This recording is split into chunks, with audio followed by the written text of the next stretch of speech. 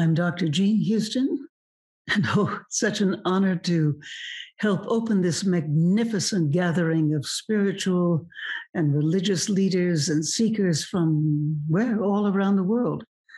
Well, friends, this is a high time, a holy time, indeed a sacred time, a time in which the reset button of history may be pressed. And be not afraid. You were made for these times. We come together at a time of profound challenge and extraordinary change. We are facing an unprecedented moment in human and planetary history, a time of whole system transformation in which people and purpose are being asked to cross the great divide of otherness and recognize the soul-driven gifts that each of us embodies. Our lives are now regularly containing many times the amount of sheer experience of our ancestors of earlier centuries. As a result, we are heirs to an extraordinary speeding up of the evolutionary process. We move to new professions, lifestyles, religions, seemingly at will. Nothing, it seems, is impossible for us. Nature, through us, seems to be entering a new epoch, not so much biological evolution, but conscious evolution. We have become conscious of our capacities to direct the next phase, not only of our personal lives, but of the world's destiny as well. At no time in history, in the very course of history, have the stakes been so high for self, society, and the earth herself. The sheer scope of breakdown and breakthrough, beauty and ugliness, the unexpected as the expected, the upside down, topsy-turvy nature of things that previously had been ordinary and unchanging, all these elements bring us into the planet-wide life of a story that is unique and previously unknown, always surprising, and therefore what I call mythic. And this is happening to all of us simultaneously, all around the world, regardless of culture or context, economics or ecology, science or spirit. It is as if we have landed on the unknown other side of the moon of ourselves, and we have little or no training or mentoring with which to meet the immensities of the challenge. And yet, tap into the inner world of virtually anyone, anywhere, and you find the great mythic themes roiling within them. Beneath the surface of consciousness, not only are myth and an emerging new narrative alive, but so is the beginning of a new sacred history of which we are its partners and its parents. But so, I believe, is the emerging story which is strewn with the seeds of personal and cultural transformation, and no old formulas or stopgap solutions will serve. Oh, friends, we find ourselves at present in the midst of the most massive shift of perspective humankind has ever known. Clearly, we are living in a time in which our very nature is in transition. The scope of change is calling forth patterns and potentials in the human brain, mind, spiritual system that, as far as we know, were never needed before. Knowings that were relegated to the unconscious are becoming conscious. Experiences that belong to extraordinary reality are becoming ordinary.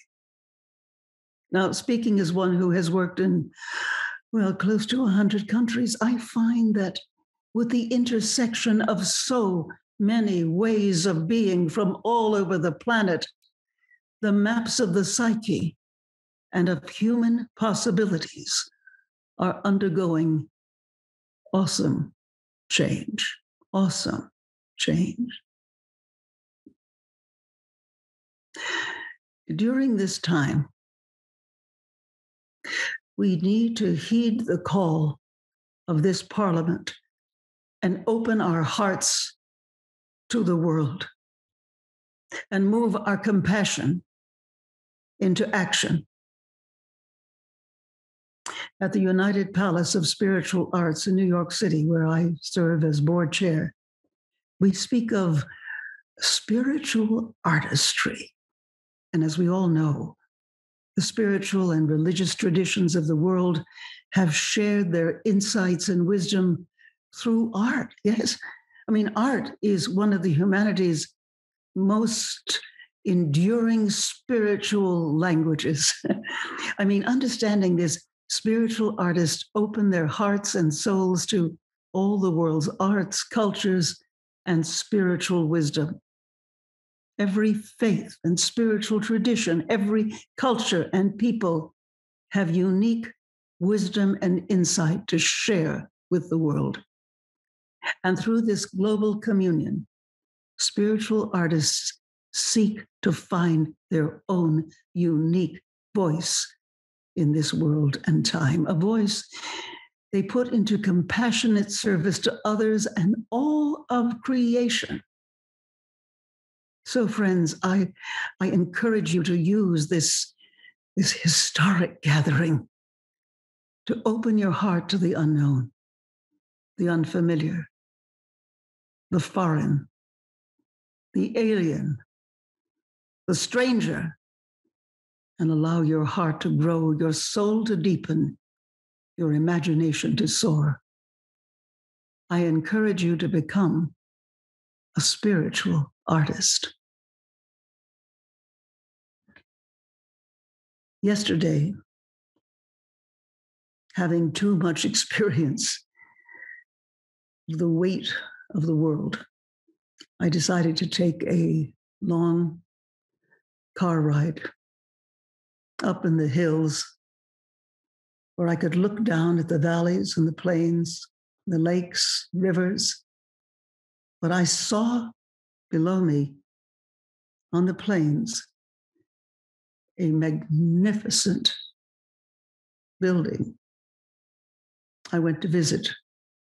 And this building and its surroundings was actually the Tashi Choling Tibetan temple, filled with the most exquisite statues, Buddhas, arts, the genius of the spiritual artistry of the Tibetan Buddhist tradition.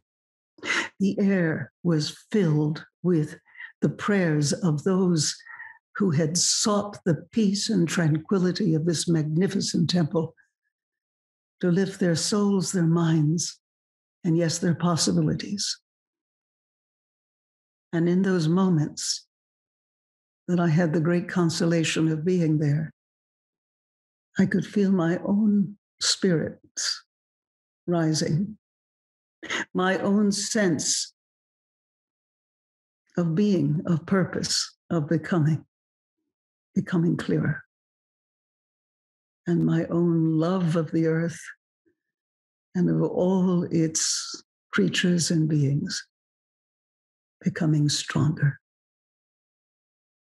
I was in this rare place of spiritual artistry. And so, dear friends, I encourage you, I ask you to allow the spiritual artist who lives within you to grow, to thrive, and to bring a new world into time. Thank you.